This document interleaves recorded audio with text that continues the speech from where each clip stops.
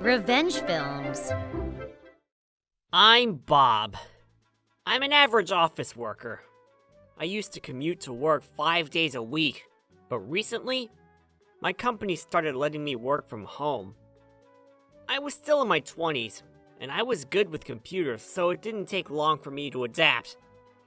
But working from home wasn't for everyone.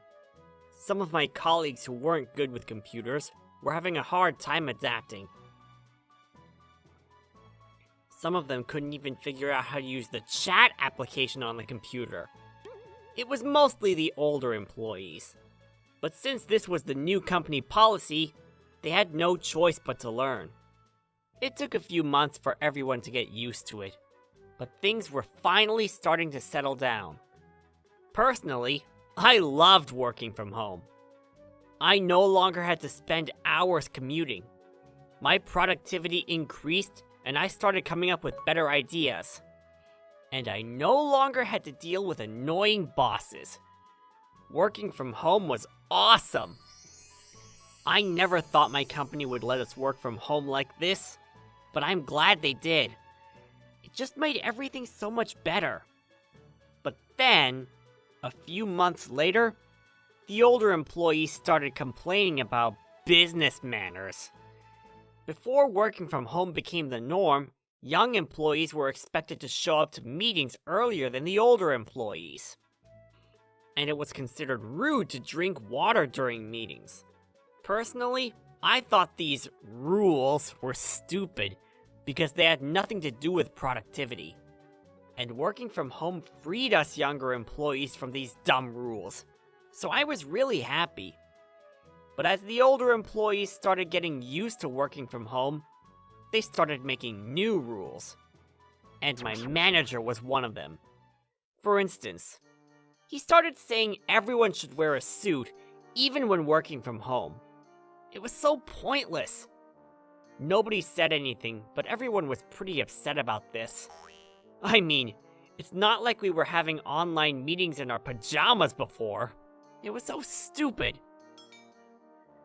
But when he submitted this idea to HR, it got rejected because they didn't have the budget to buy a suit for every employee.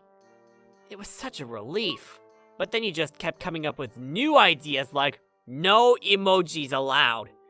Then he started complaining about the security levels of the network system. He told the company engineers to build a new system with better security. But since it was a third-party system to begin with, there wasn't much they could do. I guess he just wanted something to complain about.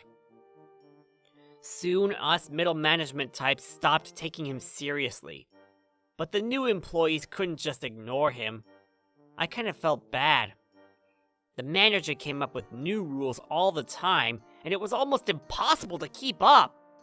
He was always yelling at the younger employees for breaking the rules. It was getting out of control. We felt like we had to do something because a lot of the new employees were quitting because of this. Something had to be done. Then one day, they started having morning meetings every day at 10. Work started at 9, so I logged in around 9:30. There were a few people there already, including the manager. I said hello, but the manager started yelling at me.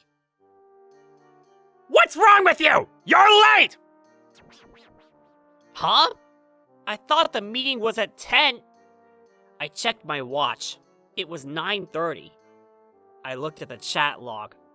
Someone had posted a screenshot of the calendar app. It said that the morning meeting started at 10. I just thought I'd log in a bit early. I wasn't expected to be yelled at, and most people weren't even here yet.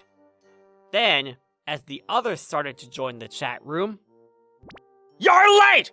You should be logged in before me! I'm the manager here! everyone looked confused. Some of them started apologizing to him. Then, 5 minutes before the meeting, the last participant joined the conference. Needless to say, the manager yelled at him too. You're late! Everyone's been waiting for you! Apologize! He was our section chief.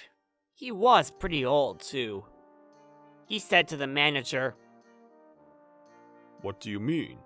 The meeting starts at 10, right? It's 9:55. I don't see what the problem is. Shut up! Everyone else is already here! You were late! Apologize! We just kept quiet. The manager kept yelling at him. He was wasting everyone's time. We were getting pretty frustrated. Finally, the section chief realized that this was a waste of time. Okay, I'm sorry, okay? Let's begin. Everyone's waiting for us. But the manager kept going. That's no way to apologize! You didn't mean that!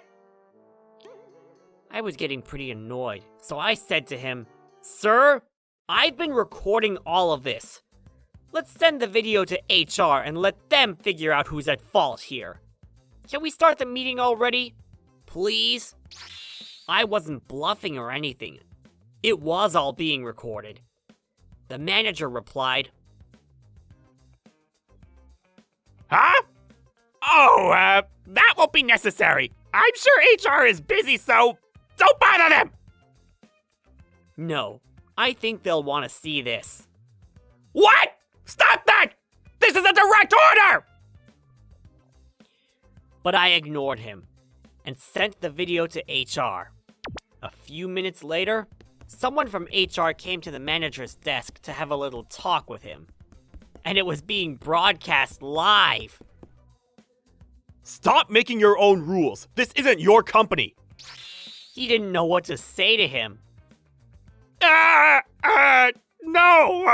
I was just trying to make things better. Better? You're making things worse. All those new employees that quit, it was all your fault. Now it makes sense. What? No! I've heard enough. You're getting a demotion. Wait! Wait! He chased after the manager from HR. A few days later, he got a demotion. He was no longer the manager. He looked like an empty shell of a man. Then HR sent out a warning to all employees to make sure something like this didn't happen again. Peace at last. Glad everything worked out.